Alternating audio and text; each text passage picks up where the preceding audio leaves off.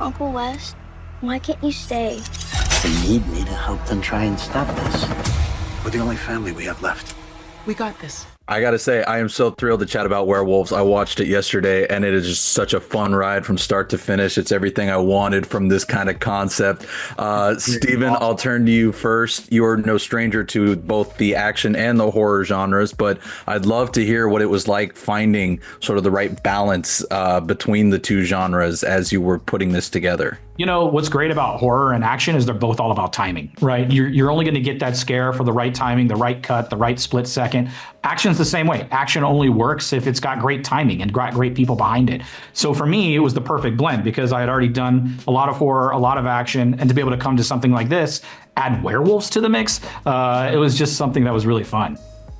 I love that. And so, Frank, I'll turn to you next. I mean, obviously I'm a big Purge fan, and I couldn't help but feel sort of little flashbacks to it here and there. But I'd love to hear it, what it was about this project that drew you to want to be a part of it. Was it that sort of similar feeling? Was it your character? Yeah, I keep saying it. I mean, I read the script. I immediately called him and I was like, brother, this is The Purge meets werewolves. And I said specifically anarchy. It feels like anarchy meets werewolves. And we've said it a few times. We've had to kind of tone it down. We had to tweak the script a bit so it wasn't too much like Purge. But that's how I describe the film because I know how many people love those Purge movies, specifically Anarchy and Election. And this, if you like those movies, you love this movie. I mean, it's got all of that plus the wolves, plus werewolves, and that's it. That's what attracted me to it. I mean, I said, I know this world. I know how to do this. I love that. And so speaking of the werewolves, Steven, I'll turn back to you because I love how much of a mix they are of practical and CGI, with most of the CGI just being the transformations themselves. Can you talk me through sort of, again, that process of finding that balance, especially since this is more of an indie production versus a big studio movie where you have lots of money to create these things? I mean, that's always the challenge when you're dealing with an indie movie is trying to get the creature right. And I think that's something that I got to attest to, like Miles and the producers really focusing on from the very beginning and making sure that was something we got absolutely right. We knew if we didn't get the monster right, the audience wasn't sold. And so to get the monster right, we turned to the guy that could do it. And that's Alec Gillis. Alec Gillis has done insane Predator. We're talking Pumpkinhead. Yeah. The guy's a master.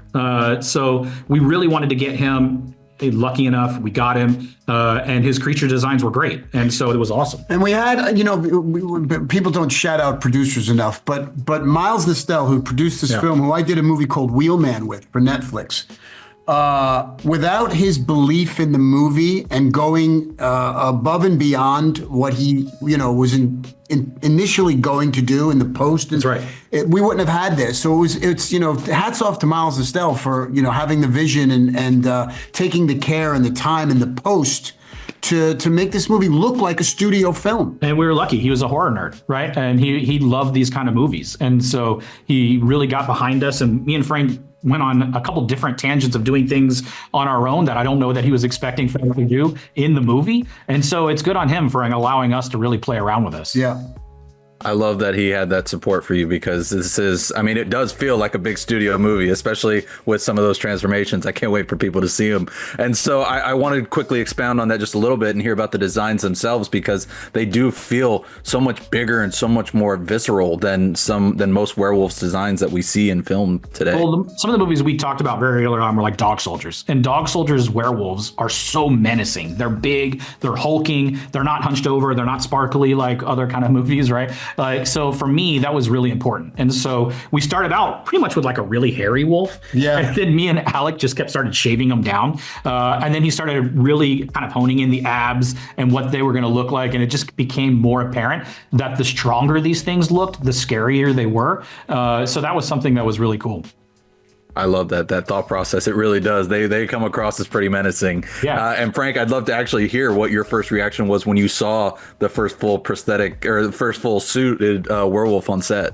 First, though, you got to remember when you're showing Frank the werewolf for the first time, it's probably the scariest moment of my career because you just don't know, right? He hasn't seen it yet. But he, yeah. I did. I when I saw it, because I'm an old school guy, and so I love everything practical. But when I saw it, I was like, I don't know if this is going to work, but this is cool. Right. This I want to be a part of, right? And it was funny because my kids were there for a minute in Puerto Rico visiting me, and I said, we're going to see the wolves, come to the set, and I got them there, and of course, kids being kids, they looked at me, they go, that's not that scary. It frightened me. I was frightened, and then I saw the film. I'm like, I showed them. I'm like, see, you were wrong. Yeah. It works when you're not just staring at it without the proper mood lighting and everything. Exactly. In front Oh, of I mean, I think he was probably standing there with like a blow dryer, trying to keep cool. He was eating like a taco, the wolf, and my son was like, "No, not that scary." Yeah, I mean, I think my son was there too as well. My 10-year-old was like, "I don't know, Dad," but I think that's the beauty of filmmaking, right? Yeah. Is like what we put on screen and what the camera sees, what you That's guys the magic. is the magic, Yeah. and there's something cool about that. Yeah. I couldn't agree more. And so, Frank, I'd love to hear about your character then, because I love that he isn't your typical, action hero that we've seen you play here and there. He's someone who has, he's far more intelligent. He's trying to think as much as he is fight in this situation. Can you talk me through sort of that balance of the action hero side with the more intellectual side of him? Yeah, I mean, I'm not. I've done a bunch of movies where I played the mercenary and the special ops guy, and this guy was a scientist with a background in military ops. And for me, what I loved about the script also is there's a bit of a journey emotionally. I'm a guy who's really not had a family or a wife, and I'm left at year 2 with my brother's family and being responsible for them. So it's this kind of emotional journey for me while I'm dealing with all these, this craziness that's going on. And so it really does.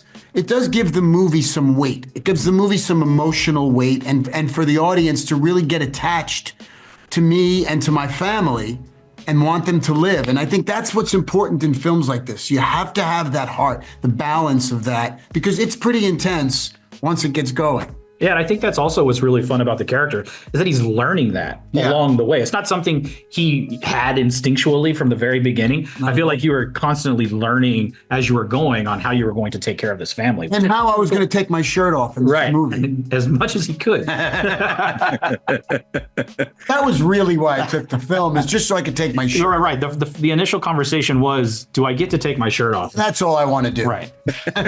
At my age. Wait until people get to see the climactic shirt. I know. That's the big one. So in talking, I love how part of your journey is also working with Katrina Law's character, who is someone who also is on her own emotional journey. And I'd love to hear what it was like finding that rapport and that dynamic with her as you were filming. Yeah, she and I, as well as Ilfanesh and I, we found a rapport early on, really quickly, and it felt as if we knew each other for a long time. They were both tremendous actors, and it was really easy to act, across from them. And they were both gamers. They're both physical. So running through the streets with Katrina was like, I couldn't keep up with her. I really couldn't. She's so fast. She's fast. Yeah, she was fast. And tough. Like, they're both strong women, and they're both beautiful. It was easy. Yeah, and from my perspective of really trying to help them out, I mean, we actually shot a lot of this chronologically in order. So I think that really helps when you're an actor and getting to know someone, you're actually doing it as the movie progresses. So it really helped in our process. And Puerto Rico. In Puerto Rico. We it's like being on vacation. Everybody's having fun. Yeah. So many wins for you guys on this production. I love it. I see him coming up on time. So Frank, I did want to ask you really quickly. I mean, we talked about how this is just the Purge with werewolves, but I'm still holding out hope for the Purge 6. Have you heard any updates? I heard they are working on it. I don't know if I'll be in it. I don't know. I know they've had some conversations. We'll see what happens. I might not be available. I might be doing Werewolves 2 and 3. That's a good point. Yeah. I mean, this world feels so ready to just keep growing with future years. So I love that. And so, Stephen, I'll just ask you then: have you and Matthew had any talks? Yeah, we've had talks. Me and Frank have had talks. We feel like we're ready to get there. We want to do it. We have a great story. I don't know if I could break it here, but we have a great story where a werewolf takes over the White House.